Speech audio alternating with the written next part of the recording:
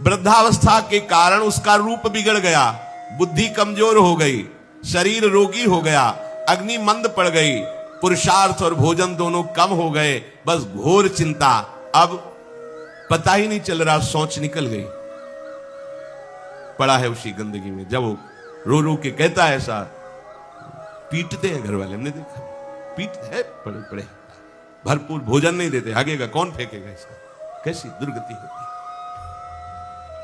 इसमें जो शब्द लिखा है, आस्तेव मत्योपन्यस्तम गृहपाल इवाहरन, गृहपाल कहते कुत्ते को, कुत्ते की भांति वो सबके अपमान सहता रहता है और रूखे सूखे टुकड़े खाकर जीवन निर्वाह करता है, फिर भी उसे भगवान की याद नहीं आती। मृत्यु का समय जब निकट आता है तो वायु उत्क्रमण से इसकी पुतलियां चढ़ जाती हैं, श्वास प्रश्वास की नलिकाओं में वायु आना जाना रुक जाता है, कफ भर जाता है।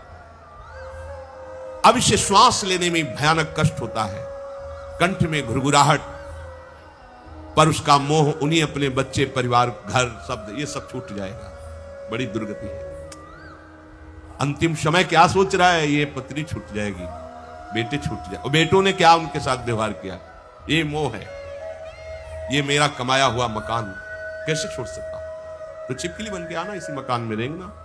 पक्का आपका अंतिम फाइनल आपका चिंतन होता है, आपका चिंतन वही बनेगा जो जीवन भर आपने किया, उसके परिणाम में बंधु बांधव आकर घेर लेते और मनाने लगते हैं कि अब जल्दी मर जाए, भगवान उठा लें इसे। मृत्यु पाश के वशीभूत महान कष्ट को भोगता हुआ अपने परिवार का चिंतन करता है। वो मूड ये भी नहीं सोच पा रहा कि अगर अंतिम समय कृष्ण बोल दूं, राधा बोल दूं तो काम बन जाए।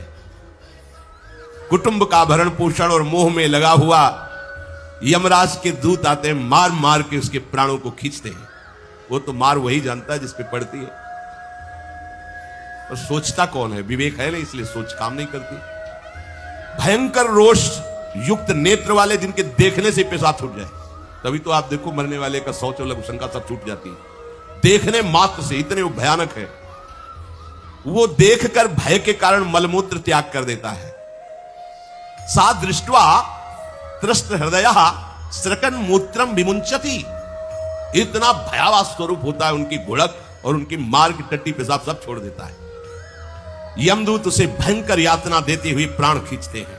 अब ये तो वही जानता है जिसके खींचते हैं। बाहर वाले सब घेरे बैठे हैं, कोई एक बार भी नाम नहीं बोला। अगर एक बार बोल देता राधा तो भाग जाते यमदूत और वो बच जाता। पर यह सौभाग्य तो जिसने जीवन में धर्म किया है, कहीं ना कहीं भगवद आश्रय लिया, उसको ये मिलता है। जैसे कोई घोर अपराधी को सिपाही बांधकर ले जाते हैं, उसी प्रकार रस्सी में बांधकर बलात् उसको यमलोक की लंबी यात्रा कराते हैं। रास्ते में पिटाई, घुड़कियां, उसे प्यास लगती, पानी नहीं दिया जाता, तपती हुई भूमि पर चलाया जाता है। कुत्ते नोचते हैं, व्याकुल उठता है, भूख प्यास उसे बेचैन कर दी। पर यहां किसी की भूख नहीं मिटाई तो तुम्हें रास्ते में भोजन नहीं मिलेगा। यहां कभी किसी को पानी नहीं पिलाया तो एक बूंद पानी नहीं मिलेगा तुम्हें। ये कर्म भूमि है। दावानल जैसी दहकती हुई भूमि पर उसे चलाया जाता है। तप्त बालुका में मार्ग में जब एक पग भी आगे बढ़ने की सामर्थ्य नहीं होती, मूर्छा जाती है, मार मार के उसे चेतना में लाते हैं यमदूत, फिर घसीटते हैं। महान दुख में अंधेरे मार्ग से अत्यंत क्रूर यमदूत उसे यमपुरी को ले जाते हैं। कितना मार्ग? 99,000 योजन मृत्यु लोक से। यह ऐसे नहीं कि कोई गप लिखी हुई है, नहीं नहीं। जैसे तिहाड़ जेल है, अब जानते ही नहीं तो क्या जानोगे, कहां तिहाड़ जेल, जाओ देखो जाके। आजीवन कारावास, कैसे बड़े कठोर कठोर, जैसा अपराधी वैसा दंड विधान। तो यहां थोड़ी दया है, क्योंकि हृदय है, वहां हृदय नहीं है। वहां हृदयहीन शासक तुम्हारे पीछे लगाए जाएंगे। हृदय ही नहीं है, बस एक एक कर्म का हिसाब। जो हमने पढ़ा था पहली बार तो होश उड़ गए थे। जो यहां दूसरे का मांस खाते ना, कोलू में पेरे जाते। कोलू जैसे गन्ना नहीं पेरा जाता, लगा दिया कोलू में पेरे जाते। मरना है नहीं, सोचो कितना कष्ट।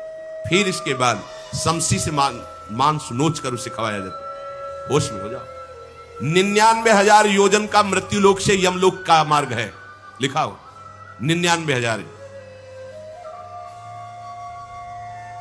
योजना नाम सहस्त्राणी नवतिम नवचाध्वनः त्रिभिर्मुहूर्तैर्द्वाभ्याम वा नीतः प्राप्नोति यातनः। एक योजन का मतलब 4 कोश, 99,000 योजन इतने लंबे मार्ग को 2 या 3 मुहूर्त में तय करना, दौड़ा के 2 या 3 मुहूर्त, बहुत कम समय। फिर वहां पहले से तय, इसको इस नरक में डालो, इसको इस नरक में। वहां इतना समय, थोड़ी भीड़ लगी है। जैसे अपने एक फोड़ा हुआ तो अपने इतने कष्ट समझते हैं, अस्पताल जाओ देखो चीख लगी, किसी पैर टूटा, किसी कुछ, ऐसे वहां सब हिसाब हो रहा है। उसको धधकती हुई लकड़ियों में जलाया जाता है, कहीं दूसरों के द्वारा काट काट कर उसको उसका ही मांस खिलाया जाता है। यमपुरी के कुत्तों के भयानक दांत होते हैं, जिंदा, अब मरना है नहीं वहां, भयानक गिद्धों के द्वारा आंतें खींची जाती है। यहां सांप बिच्छू डांस जिसको मारा है, वहां भयंकर रूप रखकर उसका खून पीते हैं। हिसाब है बहुत होश में। यहां तुम किसी के शरीर को काट दो तो मर जाएगा, वहां ऐसा नहीं होता, वहां बार बार काटा जाएगा, मरोगे नहीं, पीड़ा वैसे ही होगी। बड़े भयानक कष्टों को भोगता है, तामिस्त अंधतामिस्त रौरव आदि नरकों को भोगता है। हे माता, भगवान कपिल देव जी कहते हैं, जो पुण्य आत्मा लोग होते हैं स्वर्ग आदि में जाकर पुण्य भोगते हैं, लेकिन दोनों को फिर गिरना होता है, क्योंकि वो भगवान का भजन नहीं किए, इसलिए पुण्य भोग कर मृत्यु लोक आते हैं, वो पाप भोग कर नरक से मृत्यु लोक आते हैं। माता जब उनके भोग संपन्न होते हैं नरक आदि के, अब वो जन्म लेते हैं फिर यहां। ध्यान से सुनो, जब जीव को मनुष्य शरीर में जन्म लेना होता है तो प्रकृति में वर्षा के साथ आता है, प्रकृति में वर्षा के साथ आया, और फसल में मूली गाजर गेहूं अन्न, इनमें वो जीव प्रवेश करता है और उसे माता पिता दोनों पाते हैं। तो सप्तम धातु वीर के रूप में परिणित होता है जीव। वो वीर कण के रूप में माता के उदर में जब प्रवेश करता है तो एक रात्रि में मां का और पिता का, दोनों का वो जो वीर मिलता है, उस रज और वीर के मिलने से एक कलल सा बनता है। 5 रात्रि व्यतीत होने के बाद एक बुदबुदा सा बनता है। 10 रात्रि व्यतीत होने के बाद एक बेर की सी आकृति होती है। फिर उसके बाद उसमें धीरे धीरे मांसपेशियां बढ़ने लगती हैं। 1 महीने में उसके सिर निकल आता है, 2 महीने में हाथ पांव अंगों का विभाग होता है, तीसरे महीने में नख रोम अस्थि चर्म स्त्री पुरुष के चिन्ह प्रकट हो जाते हैं, 4 महीने में मांसादि 7 धातुएं प्रकट हो जाती है, 5वें महीने में चेतना जागृत हो जाती है। जैसे अपने चेतना, ऐसे 5वें महीने में गर्भस्थ शिशु की चेतना जागृत हो गई।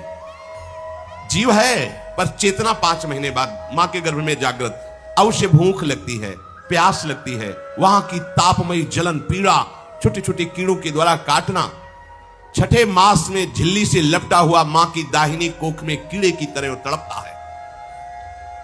उस समय माता को कड़वे और खट्टे पानी की लालसा होती है, जिससे उसके अंगों में जाकर भयंकर जलन होती है। यह है भोग। वो कृमि कीड़े की तरह तड़पता है। मलमूत्र के गड्ढे में बीच में झिल्ली में बंधा हुआ वो जीवात्मा सुकुमार तो होता है, वहां के कीड़े उसे नोचते हैं छोटे छोटे, वो तड़पता है। माता प्रसन्न होती कि जब बच्चा हिलता है, बोले है उसकी दुर्गति हो रही, वहां भयंकर कष्ट पा रहा है। ऐसा क्लेश होता है कि क्षण क्षण में बेहोश होता रहता है। माता के खाए हुए कड़वे तीखे गरम नमकीन रूखे खट्टे यही पदार्थ पाने की इच्छा होती है माता, क्योंकि उसको भोग भोगना है। उसके कोमल शरीर में भयानक पीड़ा होती है जब माता ऐसे पदार्थ खाती है। गर्भाशय की झिल्ली में लिपटा हुआ, आंतों और मलमूत्र से घिरा हुआ, सिर पेट की और पीठ और गर्दन एक कुंडलाकार ऐसे कंकण जैसा, ऐसी आकृति गर्भस्थ शिशु की होती है। पिंजड़े में बंद पक्षी के समान पराधीन, ना तो वो हिलडुल सकता है ना बोल सकता है, बड़ा असमर्थ दुख को भोग रहा है, चेतना पूरी है। इसी समय भगवान द्रवित होकर उसे ज्ञान देते हैं, गर्भस्थ शिशु को, सबको। जी उसे ज्ञान होता है तो सैकड़ों जन्म के कुकर्मों से याद आते हैं, सैकड़ों जन्म के। ओहो, ये मेरे कर्म का ही फल है, मैंने ऐसे कर्म किए इसलिए दुख भोग रहा हूं। बेचैन हो जाता है, कैसे निपट पाऊंगा, सैकड़ों जन्म के कर्म जमा है। अब महान अशांति उसके हृदय में, उस शरीर में भयंकर पीड़ा। कुंडलाकार शरीर है, हिल भी नहीं सकता है, बस कीड़े काटते हैं, बड़ी तड़पन, बड़ी जलन, भूख प्यास की जलन। अब एक और भयानक जलन हुई, उसे स्मरण हो जाता है कई जन्मों के, सैकड़ों जन्मों के पाप कर्मों का। 7वां महीना आरंभ हुआ कि ज्ञान का उन्मेष हो गया। अब प्रसूति वायु उसे चला रही है, तड़पता है वो। सप्त धातु में स्थूल शरीर से बंधा हुआ वो जीव भयभीत होकर के पुकारता है, अगर कोई भगवान है तो एक बार मुझे यहां से निकाल दे। वो विनय करता है भगवान से। कोई अगर भगवान है जिसने मुझे इस बंधन में डाला है, एक बार निकाल दे, यहां से जाके केवल भजन करूंगा। जीव कहता जंतुरुवाच तस्योपशन्नमवितुम जगदिच्छयात् नाना तनोर्भुवि चलच्चरणारविंदम सोहम ब्रजामि शरणम रकुतो भयम में येने दृशी गतिरदर्श सतोनुरूपा। हे प्रभु, मैं बड़ा अधम हूं। ये ज्ञान भगवान की तरफ से गर्भस्थ शिशु को होता है। देखो, स्वयं वो इतना कष्ट पा रहा है, फिर जब आप गर्भ हत्या करते हैं तो आपका पाप कितना बड़ा होगा सोचो। सब माताओं से विनय है, संयम से रहो, सावधान रहो। ये हत्या ऐसी नहीं कि तुम्हारे दान पुण्य से क्षमा हो जाएगी। ये जो भ्रूण हत्या है, गर्भ हत्या है, बहुत बड़ा पाप है। आप लोग अज्ञान के कारण इसको ध्यान नहीं देते, इसे खिलवाड़ समझते हो। कितना ज्ञान है। बेटी ही मां है, बेटी ही बहन है, बेटी ही पत्नी बनती है, बेटी ही किसी के जीवन को धारण करने वाली बनती है। और आपने गर्भ में देख लिया बेटी है, तुम स्वयं मां होकर उसका साथ दे रहे हो, उसका नष्ट करने के लिए। तुम्हारी तो बात ही समझ में नहीं आती, क्या बुद्धि भ्रष्ट हो गई। अगर पुरुष का इतना महत्व है तो बेटियां ना हो तो तुम्हारी कौन सी गति होगी, सोचो जरा। जीना मुश्किल हो जाएगा तुम्हारा। तुम पुरुष किस काम के रह जाओगे। तुम्हारा अर्धांग काट दिया जाए तो तुम कैसे होगे। ये स्त्री स्वरूप अर्धांग है। जिस घर में एक मां बहन नहीं है, स्त्री स्वरूप नहीं, स्मशान जैसा वो होता है। ध्यान दीजिए, ये बहुत बड़ी गलती है जो अपनी बेटियों की हत्या करते हैं। ये वो पाप है जो अक्षम्य अपराध है। स्त्री हत्या करना शास्त्रों में बहुत बड़ा पाप कहा गया है। फिर वो तो बच्चा है, बिल्कुल नहीं। जिनसे हो गया है, श्रीमद् भागवत का सप्ताह मूल संस्कृत से सुनो और भगवान से प्रायश्चित प्रार्थना करो कि हे नाथ, भूल से गलती हो गई, दूसरा कोई उपाय नहीं। ध्यान से समझ लीजिए, तुम्हारे भ्रूण हत्या गर्भ हत्या के पाप को नष्ट करने में एकमात्र श्रीमद् भागवत समर्थ है, दूसरा कोई नहीं। कोई दान पुण्य तीर्थ स्नान तुम्हें क्षमा नहीं कर पाएगा। यह ऐसा महापाप है। अगर हृदय में जलन करके और मूल संस्कृत के द्वारा पूरी 7 दिन में भागवत श्रवण की जाए नियम से, तो भागवत समर्थ है इस हत्या के पाप से भी आपको मुक्त कर देगी। जिनके ऐसे हत्या हो गई हो करवा लो, नहीं तो बुद्धि आगे भ्रष्ट करके तुम्हें हरि गुरु से विमुख कर देगा। ये पाप ऐसा नहीं कि तुम्हें 2-4 माला घुमाने से क्षमा हो जाएगा। ये महत अपराध है। सबकी समझ में नहीं आता, समझ जाओ, नहीं तो आप जहां भी हो वहीं से भ्रष्ट कर देगा। यह अपराध नष्ट नहीं होगा, श्रीमद् भागवत की कृपा से नष्ट हो जाएगा। यह हमें बहुत विश्वास है। श्रीमद् भागवत सप्ताह की यह है ही महामहिम। प्रेत योनि को प्राप्त धुंधकारी को सीधे भगवत पार्षद स्वरूप देकर परम पद में आरूढ़ कर दिया। केवल 7 दिन की मूल संस्कृत एक भी श्लोक नहीं छूटना चाहिए। अगर सप्ताहिकी का प्रयाण हो तो इस भ्रूण हत्या गर्भ हत्या से भी निवृत्ति मिल जाए। अब वो जीव भगवान को पुकारता है, मैं बड़ा नीच अधम हूं भगवान, आपने जो मुझे गति दिखाई है तो मेरे कर्म के अनुसार ही है, आपका इसमें कोई दोष नहीं। हम लोग जब कष्ट भुगते तो भगवान से कहते हैं हमने तुम्हारा क्या बिगाड़ा। भगवान ने नहीं बिगाड़ा, तू खुद देख क्या बिगाड़ लिया अपना। करो पाप आचरण। अब देखो, हमने तो जीवन में कोई पाप नहीं किया और कितने गर्भ हत्या की है, कितनी खिलवाड़ समझो। ये बिल्कुल भयावह चीज है। आप लोगों को नहीं, हम बार बार इसीलिए कह रहे कि भयावह वस्तु है, तुम्हें बहुत ऊंचाई से घसीट के भ्रष्ट कर देगी। बहुत होश में हो, भूल के कभी ऐसा न करना जहां तक हमारी आवाज पहुंचे, जहां तक सुनाई दे। गर्भ हत्या मत करना, संयम से रहो। इस तरह का व्यवहार मत करो कि तुम्हारा मनुष्य जन्म ही व्यर्थ चला जाए। इसमें तीनों को बराबर दंड मिलेगा, गर्भ हत्या कराने वाला, गर्भ हत्या की प्रेरणा देने वाला और गर्भ हत्या में सहयोग देने वाला। जो औषधि डॉक्टर या जो भी, तीनों को दुर्गति होगी। माता पिता प्रेरक और कर्ता। ऐसा नहीं कि आप डॉक्टर हो तो आपको गर्भ हत्या करने का अधिकार नहीं। आप डॉक्टर हो दूसरे के शरीर को स्वस्थ करके निरोग करने के लिए, हत्या करने के लिए नहीं। कोई भी हमारा संविधान ऐसा आदेश नहीं करता कि आप गर्भ हत्या कर दो। ना भागवतिक और ना भारतीय संविधान ऐसा संविधान आदेश नहीं करता। अब वो जीव कह रहा है कि प्रभु मेरे योग्य ही है आपने जो मुझे दंड दिया है। मैंने सुना है कि आपकी शरण में जो आता है आप उसकी रक्षा कर लेते हैं। आपकी जो शरण में हो जाता है वो इस भूमि पर, भारत भूमि पर, विश्व पर निर्भय विचरण करता है। कोई उसे भय नहीं प्रदान कर सकता। प्रभु, मैं इस माता के उदर में माया का रहस्य न जानने के कारण ऐसे कर्म किए कि मैं आ गया हूं, बहुत दुख पा रहा हूं। हे निर्विकार अखंड बोध स्वरूप परमात्मा, मैं बार बार नमस्कार करता हूं। प्रभु, मेरे ऊपर कृपा कर दो, एक बार इस गर्भ से निकाल दो। मैं यहां से बाहर जाकर आपका निरंतर भजन करूंगा। ये वादा करके आए हम प्रभु से सब। प्रभु ने करुणा करके हमें चांस दिया है मनुष्य शरीर। प्रभु, मैं बहुत जन्मों से इस समय स्मृति आ रही देख रहा हूं, कर्मों में भटकता रहा आपसे विमुख होकर के। ये जो मुझे अभी ज्ञान हो रहा है केवल आपकी कृपा से तत्कालिक है। तत्कालिक, एक तत्कालिक वैराग्य होता है, जैसे कथा सुनियो मन में आया कि अब तो भजन ही करना है। ये तत्कालिक है, स्थायी नहीं है। इसे स्थायी बनाओ। प्रभु, आप अंतर्यामी हो, आप सब कुछ जान रहे हो। तीनों तापों की शांति के लिए भक्तजन आपका भजन करते हैं।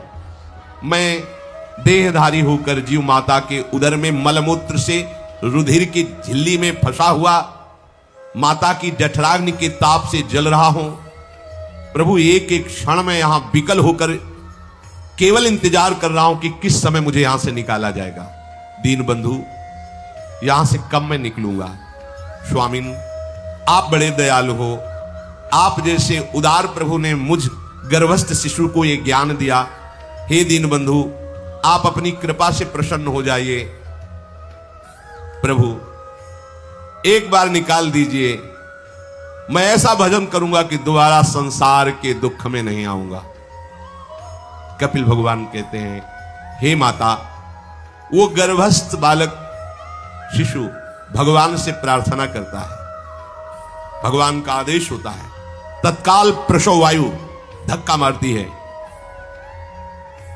जे ही प्रसव वायु धक्का मारती तो उसको ऐसा भयंकर कष्ट होता है, जैसा पीछे लिखा है कि जैसे जिंदा किसी की चमड़ी उतारी जाए, ऐसा मां के गर्भ से निकलते समय उसे कष्ट होता है। वो अत्यंत कष्ट से व्याकुल होता है। उसी समय उसका वो ज्ञान नष्ट हो जाता है जो भगवान ने दिया था।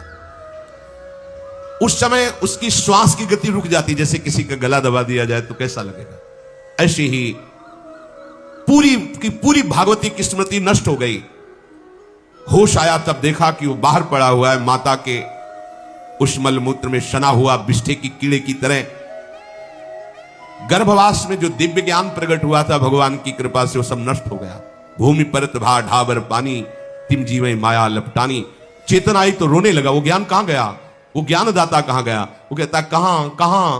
बोले थाली बजाओ, बच्चा हुआ है। और वो तो रो रहा है कि कहां, वो ज्ञान कहां गया जिसके बल से मैं ये कह रहा था कि बाहर निकाल दो, मैं आपका भजन करूंगा। सब खत्म ज्ञान। जो लोग उसका अभिप्राय नहीं समझते वो उत्सव मनाते हैं। बालक हुआ है, वो रो रहा है, वो कहां गया ज्ञान? कहां कहां कहां? छोटा बालक यही रोक कहता कहां? अभी जो ज्ञान उत्पन्न हुआ था, जो अभी भगवान का बोध हुआ था, वो कहां गया? कहां गया? घर परिवार के लोग उसका पालन पोषण करते रहते हैं।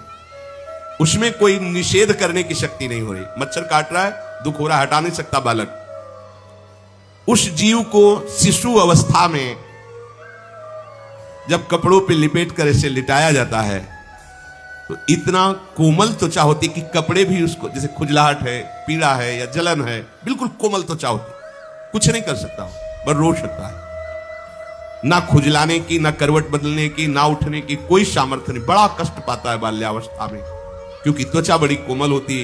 दास मच्छर आदि जीव उसको काटते हैं। गर्भावस्था का कोई ज्ञान नहीं रहा, सिर्फ रोना ही रोना रह रहा। इस प्रकार उसकी बाल्यावस्था कटी, कौमार अवस्था आई, पौगंड अवस्था। इनमें वो खिलवाड़ में फंस गया। जैसे जैसे बड़ा होता जाता है, चेतना, गुनगुना, ये कार, ये प्लास्टिक के ऐसे उनमें मगन है। देखो ना छोटे बच्चों को, अज्ञानवश इसकी ये अवस्था कट गई। बड़े भाग्यशाली ऐसे भी बच्चे हैं जो तुतला के बोलते हैं, उनकी मैया कहती राधा बोलो, राधा। देखो ये सौभाग्य। प्रणाम है उन माताओं को जो अपने बच्चों को भगवान नाम बुलाते हैं। ये आप बोलो, श्री हरिवंश बोलो, राधे राधे बोलो। धीरे धीरे उसकी युवा अवस्था पहुंची। इस समय उसके अंदर एक भूत सवार होता है। जवानी का भूत है, ये सबके सवार होता है। अगर मंत्र चल रहा है तो भूत नहीं चढ़ेगा, नाम चल रहा है तो भूत नहीं चढ़ेगा, नहीं तो भूत चढ़ जाता है। ये कुछ भी करवा सकता है भूत, भूत ही तो है ना। वैसे ही पंचभूत लिपट गए, ये ऊपर से जवानी का और भूत सवार हुआ तो जौवन ज्वर के ही नहीं बलकावा। जवानी में कोई भी ऐसा अपराध नहीं जो हो ना जाए। बड़ा भयानक इसमें स्वरूप होता है। इसमें केवल भोग एक ही दृष्टि रहती है, भोग भोगना। अज्ञानवश जब भोगों की प्राप्ति में बाधा पड़ती तो भयंकर वो क्रोध करता है, शोकाकुल होकर हिंसा कर बैठता है। जैसी घटनाएं सुनने को मिलती हैं, राक्षसी घटनाएं, ये भूत है जवानी का। जहां कामना में बाधा पहुंची, क्रोध में वो समझ नहीं पाता कि मेरे जैसा ही प्रिय शरीर उसका है जो मैं वर्ताव कर रहा हूं। जैसे जैसे देह बढ़ता जाता है, पुष्ट होता जाता है, वैसे वैसे भोग वासना और अभिमान बढ़ता जाता है। वो काम परवश होकर अपना नाश करना शुरू कर देता है। यौवन, वो फिर खोटी बुद्धि वाला वैसे ही पाप करने लगता है जिन पापों के कारण उसकी दुर्गति हुई थी, नरक आदि की, और मां के गर्भ में आया था।